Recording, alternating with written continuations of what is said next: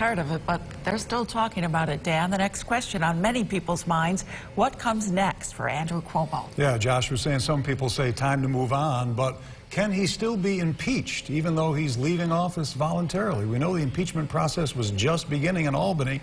News Channel 9's Iris St. Moran is asking lawmakers responsible for that decision what they think should happen next. Although lawmakers from both sides of the aisle and from all levels of government called on Governor Andrew Cuomo to resign, no one really knew when or if he would until he did. The best way I can help now is if I step aside and let government get back to governing. And therefore, that's what I'll do, because I work for you. The state assembly's impeachment investigation has been underway since March. Now that he has resigned, we asked Assemblywoman Pamela Hunter if he can still be impeached. He can. You know, the majority conference needs to get together and have a conversation.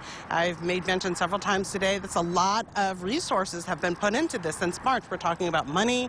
People have been working on this. A lot of time, has gone into this. It's very important. Impeachment is not just about removal from office. Inevitably, if we did vote to impeach in the Senate, obviously did as well, this would mean that he would not be allowed to run for any office at all, not just for governor, but for any office. Even though he can be, Assemblyman Bill Magnarelli isn't sure if he should be.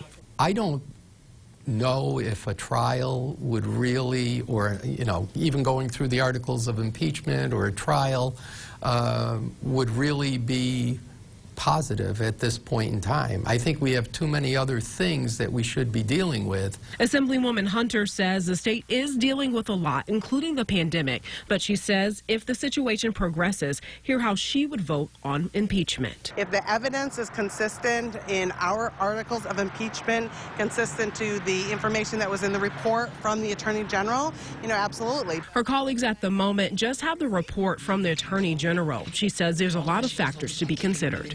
Again, we're not talking about just the sexual harassment and assault. We're talking about the bridge.